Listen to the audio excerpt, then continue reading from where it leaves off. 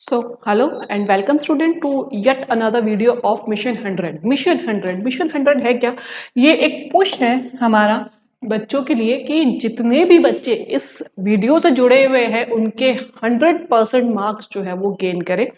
तो इस वीडियो में जो हम कवर कर रहे थे, लास्ट वीडियो में भी हमने कवर किया था very short and fill-ups of chapter number मतलब पार्ट 2 चैप्टर नंबर 9, 10 और 11। इस वीडियो में हम कवर करेंगे वेरी शॉर्ट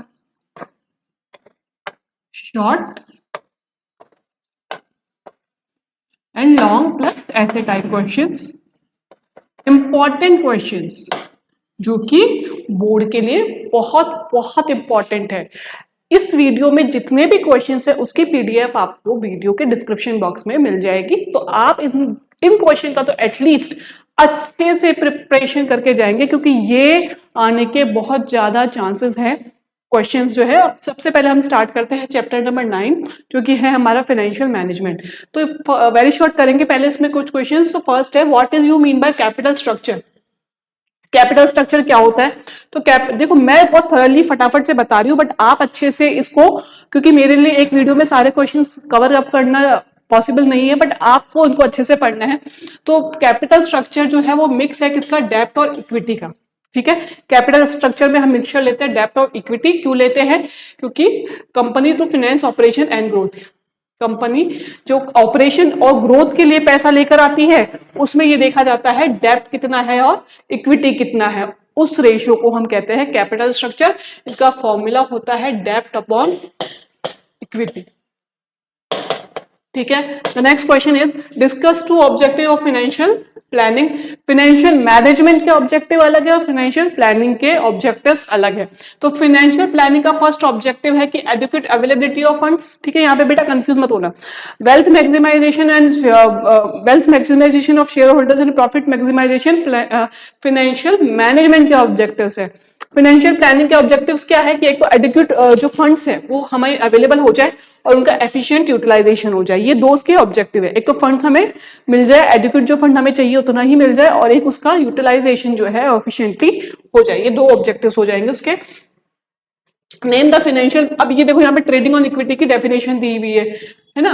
अब ट्रेडिंग ऑन इक्विटी क्या होती है कि जब हम ईपीएस बढ़ाने के लिए डेब्ट की मात्रा, डेब्ट का जो प्रोपोर्शन है वो बढ़ा दे, वो ट्रेडिंग ऑन इक्विटी होता है। ऐसा भी हो सकता है कि ट्रेडिंग ऑन इक्विटी दे दिया जाए और उसकी डेफिनेशन पूछ ली जाए। ठीक है, तो वैसा वैसा हो सकता है, बट आपको ये समझ में आना चाहिए कि ये टॉपिक है, ये हमें पढ़ के जाना है। ये क्वेश्चन में टॉपिक दिया हुआ है, ये हमें पढ़ के जाना है। What is mean by management by financial? Financial management मतलब इसमें बेसिकली पूछा है फाइनेंशियल मैनेजमेंट क्या होता है। Financial management involve planning, organizing and controlling. अब देखो मैनेजमेंट की डेफिनेशन और फाइनेंशियल मैनेजमेंट की डेफिनेशन ऑलमोस्ट सेम है। सबसे पहले आप मैनेजमेंट में लिख दो क्या क्या होता है मैनेजमेंट में।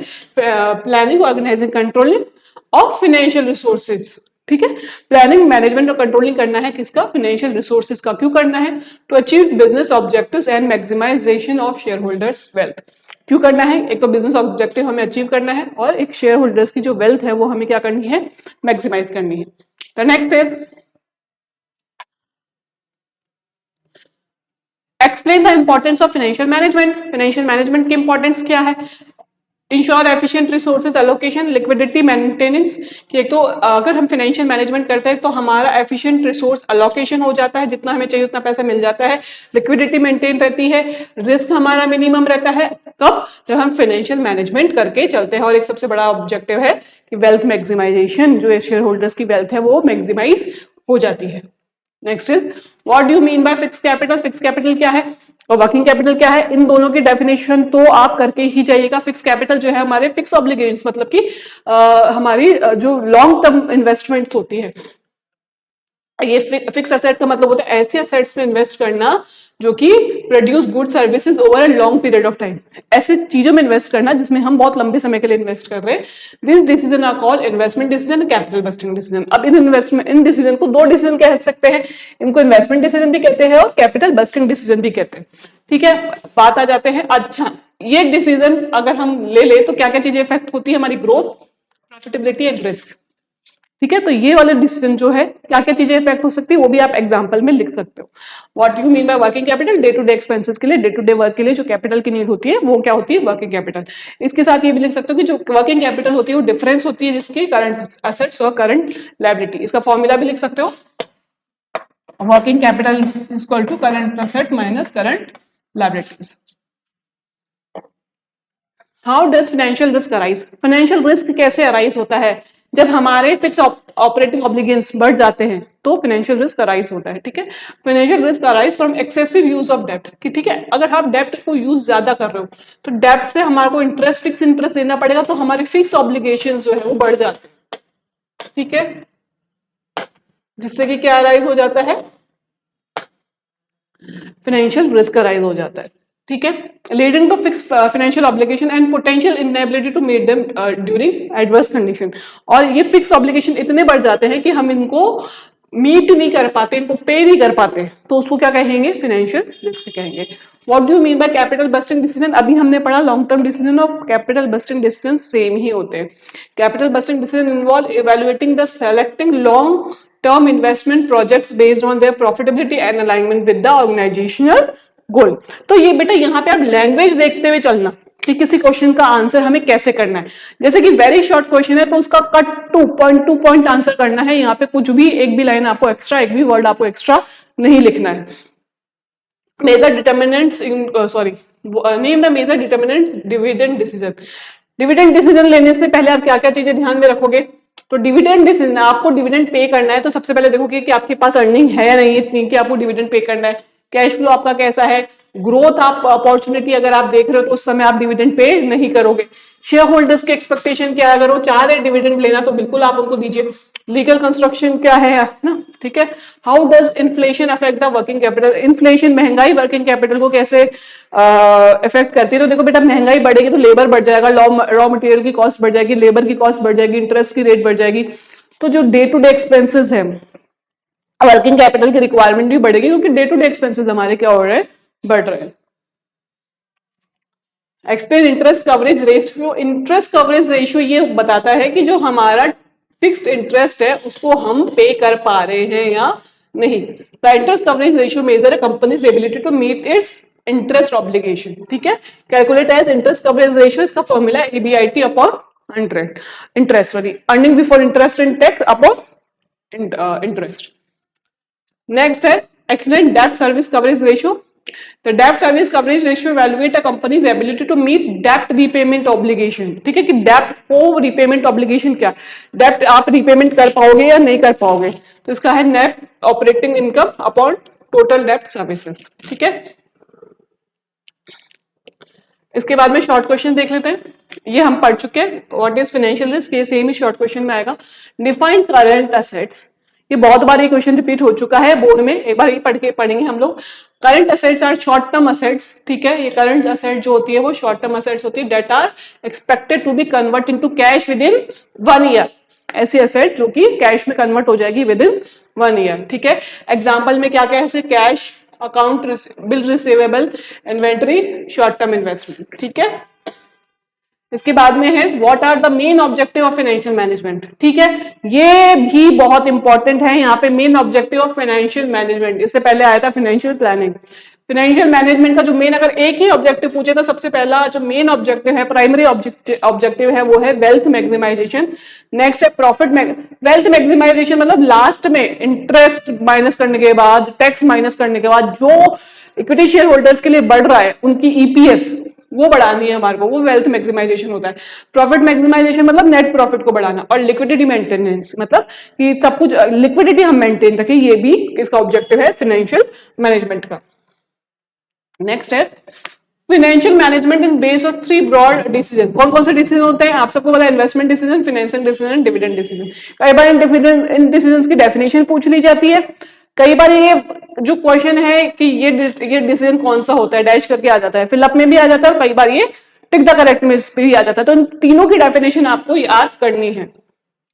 नेक्स्ट है how does working capital affect the liquidity as well as profitability of the business. ठीक है, adequate working capital ensures smooth operations by maintaining liquidity thus allowing timely payment reliability. ठीक है, अगर आप वर्किंग कैपिटल बिल्कुल सही रखते हो तो जो भी आपके ऑब्लिगेशन है वो आप पूरी करोगे, लेकिन अगर आप इसको ज्यादा रख रहे हो तो आप इन्वेस्ट नहीं कर रहे हो पैसा कहीं भी जहां पे आप कर सकते हो, तो आपकी प्रॉफिटेबिलिटी इफेक्ट होगी। ठीक है, नेक्स्ट है what do you understand by financial planning, ये हम पढ़ चुके हैं पहले।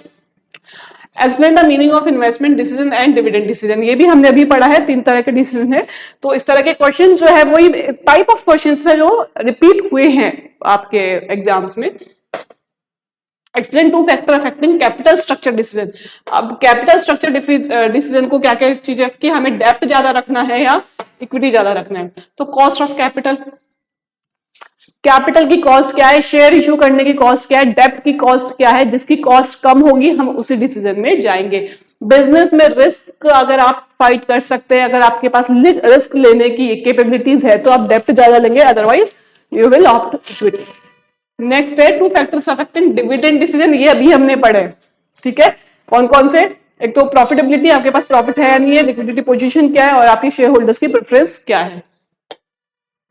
नेक्स्ट है explain the difference between fix capital and working capital, ये भी हमने पढ़ लिया, फिक्स कैपिटल और वर्किंग कैपिटल की डेफिनेशन अभी हमने आगे पढ़ी है।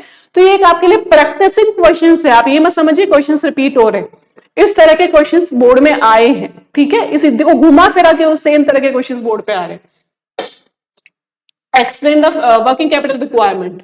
ठीक है, तो एक तो होता है बिजनेस साइकिल, वर्किंग कैपिटल, आपका बिजनेस साइकिल जितना लंबा होगा उतनी लंबी वर्किंग कैपिटल की रिक्वायरमेंट होगी कि आपने प्रोडक्शन करते हो, फिर सेल्स के लिए कुछ करते हो, फिर प्रमोशन करते हो, फिर मार्केटिंग करते हो, फिर वो बजाता है, जितना बड़ा साइकिल है एक बिजनेस, एक पूरा एक प्रोडक्शन करके उसको सेल करने तक जितना लंबा पीरियड है उतनी ही ज्यादा आपको वर्किंग कैपिटल की रिक्वायरमेंट होगी। Production cycle, longer production cycle increase the need of working capital, production cycle भी जितना बड़ा होगा उतनी ही आपको वर्किंग कैपिटल की नीड भी ज्यादा पड़ेगी।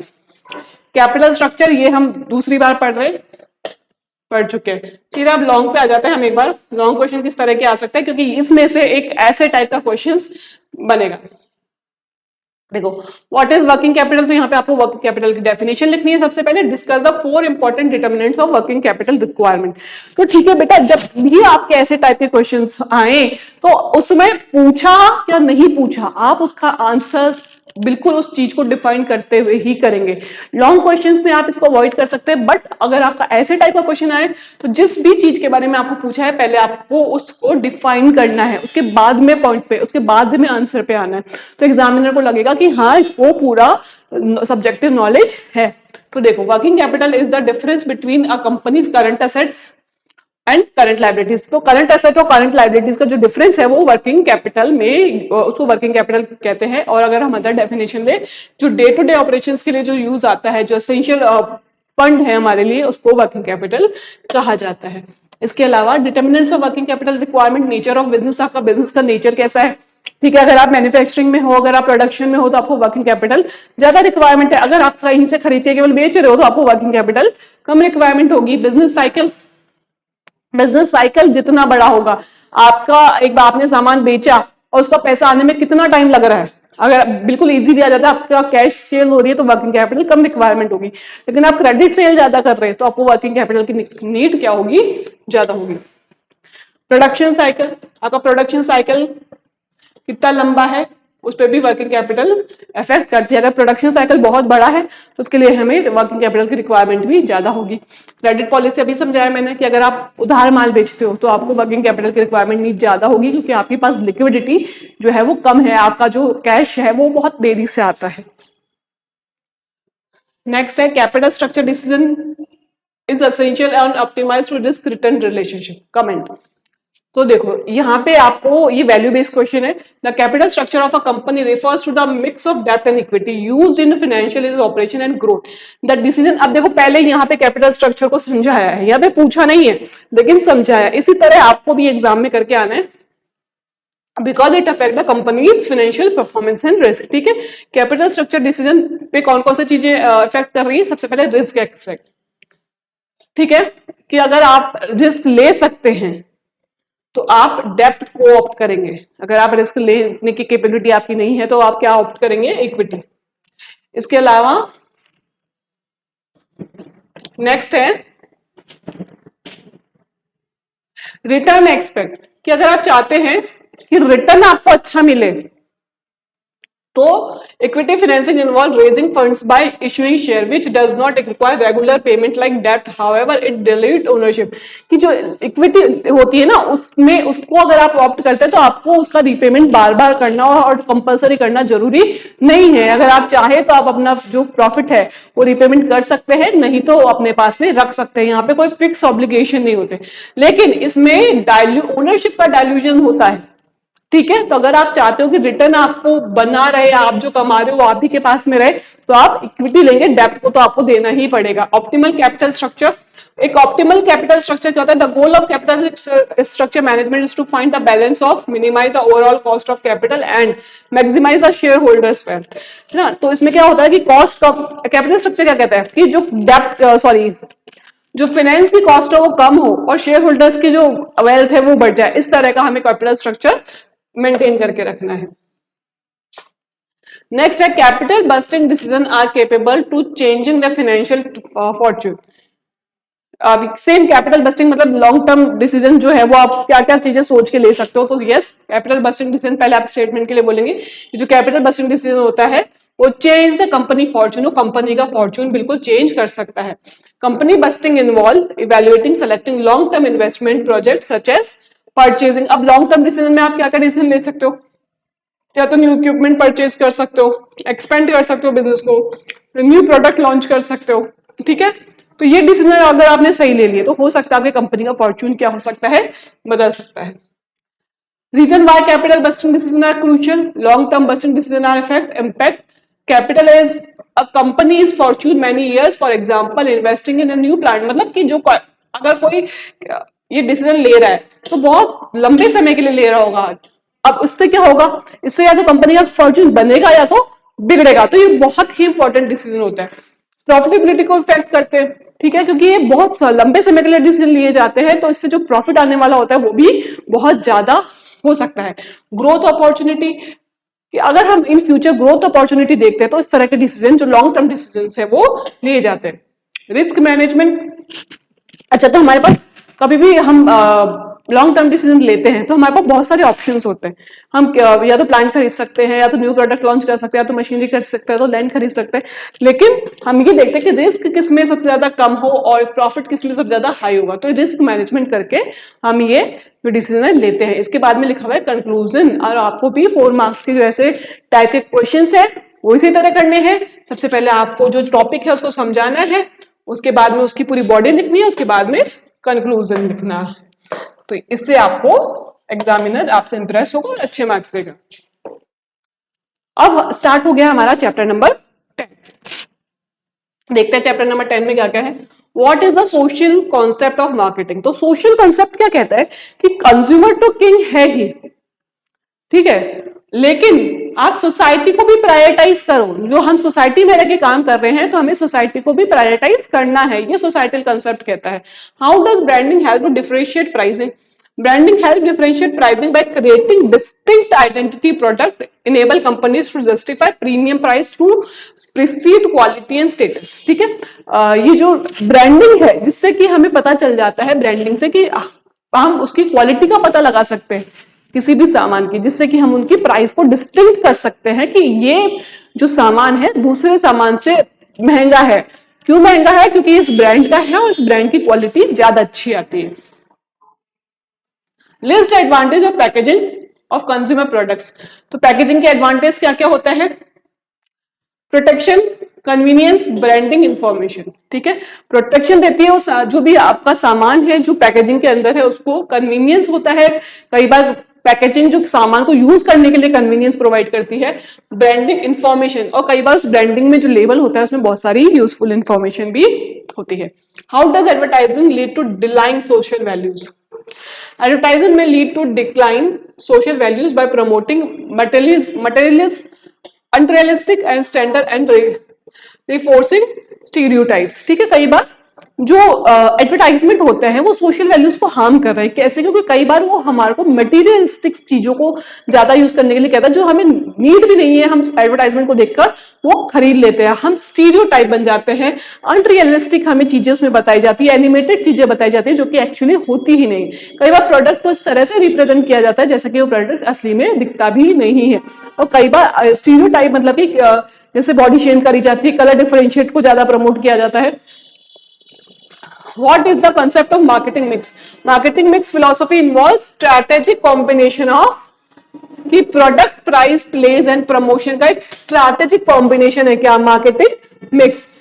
क्यों क्यों करा जाता है combination? To satisfy consumer needs and wants. Next है describe the objective of marketing management. Marketing management क्यों करना चाहिए? सबसे पहला ऑब्जेक्टिव है कि कंज्यूमर के नीड्स एंड वांट्स को सेटिस्फाई करना है। Objective of marketing management include identify customer needs, creating value, कि पहले कस्टमर नीड को पता करेंगे, फिर आपकी जो सामान है उसके लिए वैल्यू क्रिएट करेंगे, ensure profitability and enhancing brand loyalty. तो ये किसका ऑब्जेक्टिव हो गया? मार्केटिंग मैनेजमेंट का। प्रोडक्ट मिक्स क्या है?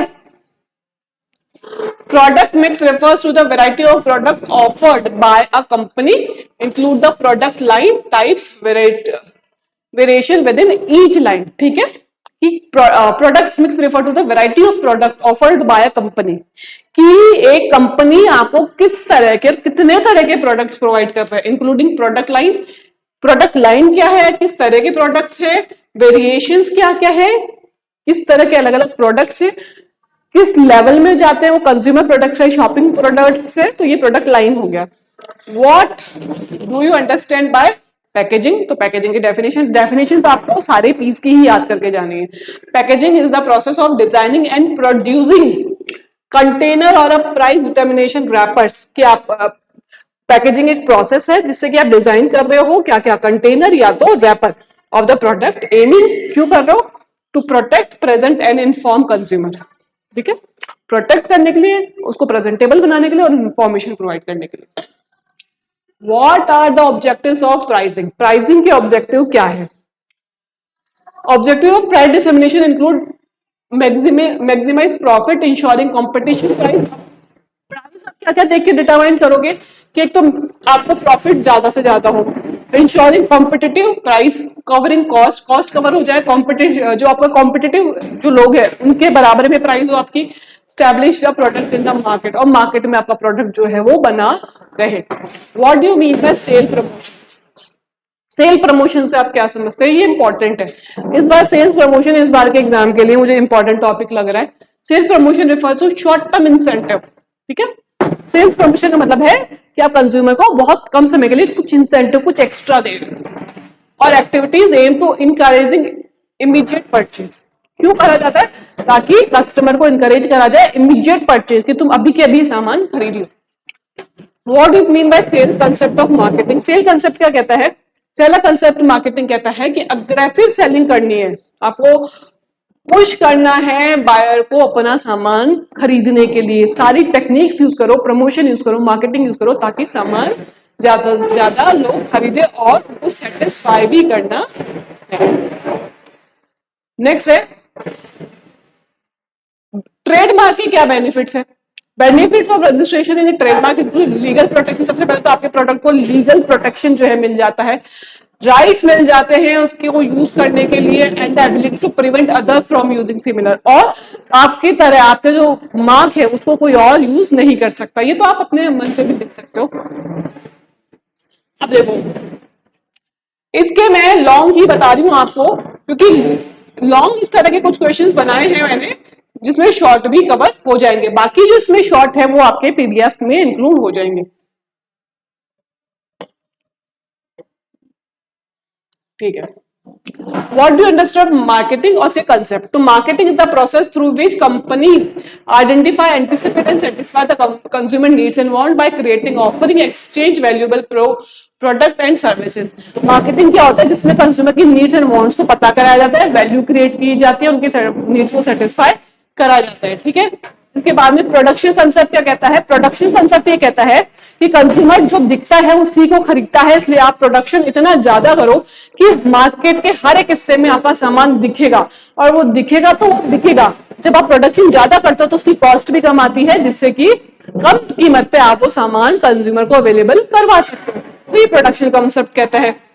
फिर आया प्रोडक्ट कंसेप्ट। प्रोडक्ट कंसेप्ट क्या कहता है कि केवल सस्ता आज का कंज्यूमर नहीं खरीदता, आज का कंज्यूमर खरीदता है अच्छा।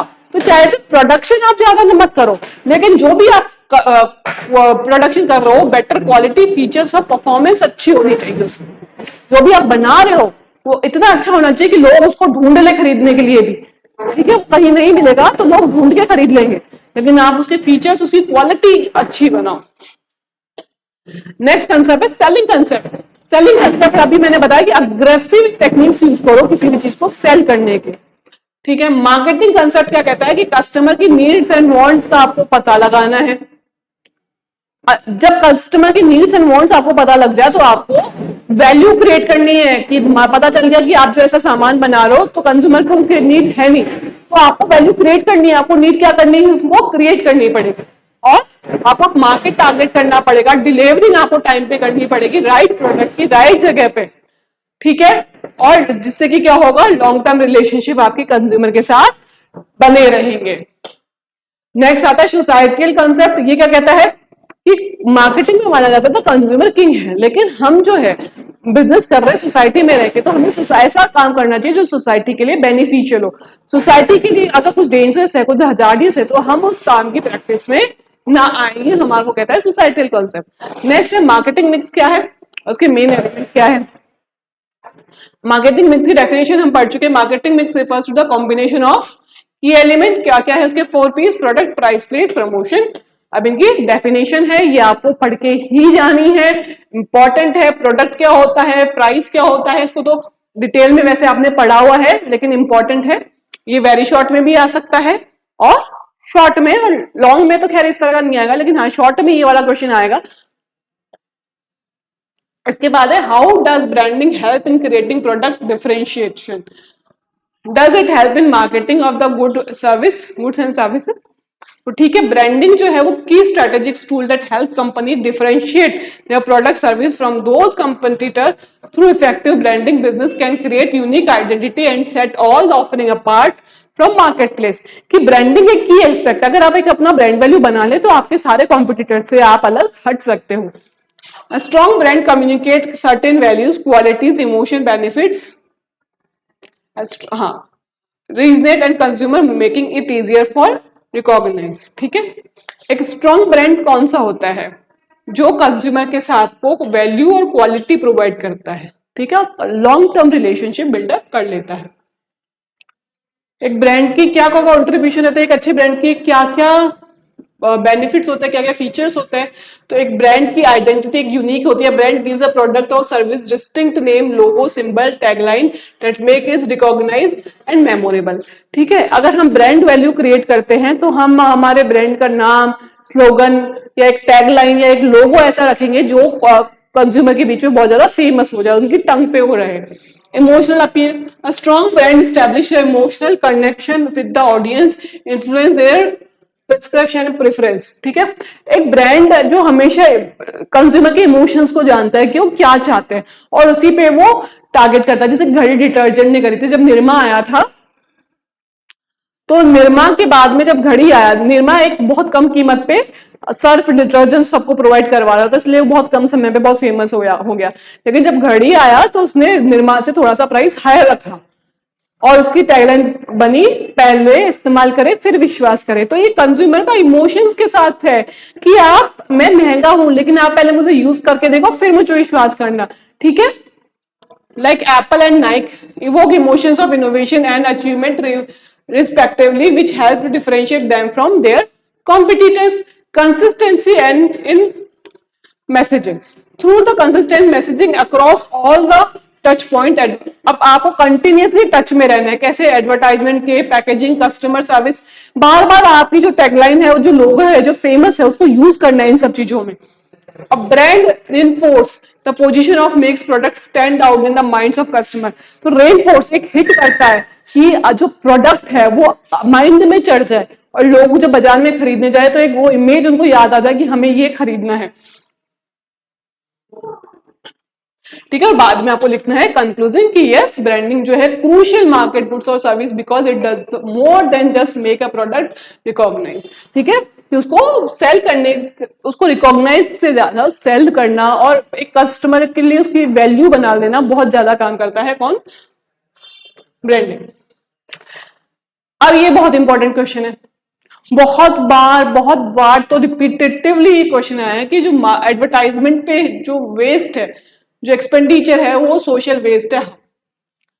तो सबसे पहले आपको लिखना है कि आप इस स्टेटमेंट को मान रहे हो, डू यू एग्री लिखा हुआ आ रहा है ना, तो इसमें आपको लिखना है I do not entirely agree with the statement. तो पहले तो देखो क्वेश्चन क्या कह रहा है कि एडवर्टाइजमेंट पे जो पैसा दिया जाता है वो वेस्ट है, तो ऑब्वियसली आपको नॉट एग्री ही लिखना है on advertising social waste, though there is a cases where it can be ineffective or even detrimental, कि बहुत सारे ऐसे केसेस हैं जिसमें एडवर्टाइजमेंट जो है वो इनइफेक्टिव हो सकता है उसने सेल को ना बढ़ाया हुआ, लेकिन ये सोशल वेस्ट तो नहीं। Advertising serves multiple purpose and it impact depend on how it execute and type of product. तो देखा जाता है कि एडवर्टाइजमेंट को एग्जीक्यूट कैसे करा जाता है और किस तरह के प्रोडक्ट का एडवर्टाइजमेंट हो रहा है। अगर वो सही तरह से एग्जीक्यूट करे तो वो बहुत ही ज्यादा बेनिफिशियल हो सकता है। Here is why advertisement is not necessarily a waste। सबसे पहला है कंज्यूमर अवेयरनेस, कि एडवर्टाइजमेंट से कंज्यूमर अवेयर होता है आपके प्रोडक्ट के बारे में। कोई न्यू प्रोडक्ट है तो उसके बारे में इंफॉर्मेशन एडवर्टाइजमेंट से दी जाएगी और एक मास कम्युनिटी को मिल जाएगी एडवर्टाइजमेंट से। Advertisement play a significant role in informing consumer about new product, service and feature. This help consumer make informed choice ensuring that their purchasing decision are based accurate and relevant information. और नए product के बारे में सारे relevant decision, relevant information भी consumer को provide करी जा सकती है, जिससे कि उनका बाइंग डिसीजन जो है क्या होगा, इफेक्ट होगा। Next is encouraging competition. ठीक है, कि अगर आपको पता चलेगा कि मार्केट में सोप मिल रहा है, 3 सोप के बारे में आपको पता था और एक नया सोप आया जिसका एडवर्टाइजमेंट हो उसके बारे में पता लग गया, तो इससे क्या होगा, कंपटीशन क्या होगा, इंक्रीज होगा। Through advertisement company promote their offering which is term force competitor to innovate and improve their healthy competition. अगर एक एडवर्टाइजमेंट के थ्रू अगर एक कंपनी कुछ ऑफर दे रही है तो बाकी सब भी रेनफोर्स होंगे कि हमें भी इसको कॉम्पिटिशन देने के लिए कुछ ऑफर हमें भी देना पड़ेगा, है ना। Economical impact, advertisements stimulate demand of goods and service which drives production, create jobs and boost economy। कैसे कि एडवर्टाइजमेंट देख के कई चीजों की हमें नीड नहीं होती, लेकिन हम एडवर्टाइजमेंट देखकर वो सामान लेने चले जाते हैं, जिससे कि क्या होगा, उसकी सेल बढ़ेगी तो प्रोडक्शन बढ़ेगा, जॉब्स क्रिएट होगी, इकोनॉमी बूस्ट होगी, हमारी सेल कैपेसिटी बढ़ रही है। Support for media, advertisement is a significant source of revenue for media platform, जैसे कि टीवी, न्यूज़पेपर, वेबसाइट्स, इसी पे एडवर्टाइजमेंट होता है, तो इन्हीं का भी साथ साथ में इनका प्रॉफिट भी क्या होता है, बढ़ता है। जब कोई कंपनी इनको अपना एडवर्टाइजमेंट करने के लिए कहती है तो इनको भी प्रॉफिट होता है। However, अब यहाँ पे आप अपना कंक्लूजन लिखेंगे, however advertisement can be seen as social waste in certain context, कि हो सकता है, आप कह रहे हो तो उसका मतलब गलत नहीं है, हो सकता है कि एडवर्टाइजमेंट बहुत सारे कॉन्टेक्स्ट ऐसे हैं जिसमें सोशल वेस्ट हो सकता है, such as when is promote product that harm public health. कई बार ऐसे प्रोडक्ट को प्रमोट कर दिया जाता है जैसे टबैको होता है, लिकर्स होते हैं, जिससे पब्लिक हेल्थ को नुकसान होता है, लाइक टबैको, अनहेल्दी फूड, और when it perpetuates unrealistic standard like beauty, additionally over aggressive misleading advertisement। का मिसलीडिंग एडवर्टाइजमेंट दिए जा रहे हैं तो वो भी एक क्या होगा, सोशल वेस्ट। जैसे कि आपको बोला जाता है कि ये क्रीम लगाओ 7 दिन में आप गोरे हो जाओगे, तो ये जो एडवर्टाइजमेंट है ये सोशल वेस्ट हो सकते हैं। तो ये पूरा कंप्लीट आंसर बना है हमारा, कि हमने पहले हमारा थॉट रखा, समझाया पूरा कि क्यों एडवर्टाइजमेंट एक नहीं है सोशल वेस्ट, उसके बाद में लास्ट में कहा कि कई ऐसी चीजें हैं जहां पर एडवर्टाइजमेंट जो है सोशल वेस्ट हो सकता है। नेक्स्ट है पर्सनल सेलिंग और एडवर्टाइजमेंट में डिफरेंस क्या है। तो एडवर्टाइजमेंट से रिलेटेड एक तो क्वेश्चन आपके आएगा ही, तो एक तो ये हो गया सोशल वेस्ट वाला, और एक ही पर्सनल सेलिंग और एडवर्टाइजमेंट का आ सकता है। Advertisement and personal selling are both promotional method. Advertisement से भी किसी भी चीज को प्रमोट किया जाता है और पर्सनल सेलिंग से भी प्रमोट किया जाता है, लेकिन दोनों में डिफरेंस क्या क्या है, ठीक है, पढ़ते हैं। तो देखो, आपको तो टेबुलर फॉर्म में करना है, मैं आपको समझाने के लिए इस तरह से लिख रही हूँ क्योंकि एक स्लाइड में समाना पॉसिबल नहीं था। Nature of community, advertising is typically one to many from communication, it involve delivering a message to large audience, ठीक है, टीवी, रेडियो, प्रिंट मीडिया, कि जब किसी कोई भी इंफॉर्मेशन लार्ज ऑडियंस में, लाखों करोड़ों की संख्या में किसी को इन्फॉर्म करना है तो क्या यूज आता है, एडवर्टाइजमेंट। लेकिन पर्सनल सेलिंग इंडिविजुअल को दी जाती है, और एक इंसान के लिए पर्सनल सेलिंग की टेक्निक्स अलग अलग हो सकती है। यहाँ पे 1-to-1 interaction between a sales person और कंज्यूमर, एक पर्सन को बाय करने के लिए एफर्ट्स डाले जाते हैं, ठीक है। Interactivity in advertisement, there is no direct feedback from the audience. Advertisement में आप इंफॉर्मेशन केवल देते हो लेकिन सामने से फीडबैक आपको नहीं मिलता, ऑडियंस आपके प्रोडक्ट के बारे में क्या सोचती है वो नहीं बता सकती, जबकि पर्सनल सेलिंग में फीडबैक डायरेक्ट होता है। अगर वो आपके प्रोडक्ट को ना पसंद करती है तो सामने सेलिंग वाला पूछ सकता है भाई क्या प्रॉब्लम है, उनकी जो क्वेरीज है उनको सही कर सकता है। नेक्स्ट है कॉस्ट। तो कॉस्ट एडवर्टाइजमेंट की ज्यादा आती है, बट टोटल कस्टमर में अगर हम उसको डिवाइड कर दे तो वो कंपैरेटिवली पर्सनल सेलिंग से कम हो जाती है। Advertisement is often more cost effective on the पर पर्सन बेसिस। अगर हम पर पर्सन से डिवाइड कर दे तो जो पर पर्सन कॉस्ट आई है वो कम आएगी। एडवर्टाइजमेंट आपको लगेगा महंगा, लेकिन नहीं, सबसे सस्ता है। Personal selling however is more expensive because it require human resources sales person, कि जितने लोग हैं उन पे 100 पे एक सेल्स पर्सन की रिक्वायरमेंट होगी, उस सेल्स पर्सन की सैलरी बहुत ज्यादा महंगी होगी। Impact, advertisement can create wide reaching awareness. किसी भी चीज की अवेयरनेस अगर क्रिएट करनी है तो इम्पैक्ट अगर आपको यूजफुल डालना है, लार्ज पॉपुलेशन पे डालना है तो आप एडवर्टाइजमेंट का यूज करोगे। However personal selling offer more immediate feedback, ठीक है, पर्सनल सेलिंग भी इम्पैक्ट अच्छा डालती है लेकिन वो कम पॉपुलेशन पे डालती है, और डायरेक्ट इसमें जो इमीडिएट फीडबैक भी मिल जाता है। तो लास्ट में आपको कंक्लूजन लिखना है, both advertising and personal selling play complementary role in the promotional mix, with advertising helping to create awareness and personal selling provide deeper engagement of personalize solution. तो इस वीडियो में हमने लॉन्ग क्वेश्चंस कवर कर लिए 10 chapter के, एक 11 chapter जो रह रहा है वो हम कवर करेंगे इसी वीडियो के पार्ट 2 में। थैंक यू, और आप अपनी तैयारी इनके साथ में पूरी रखिएगा।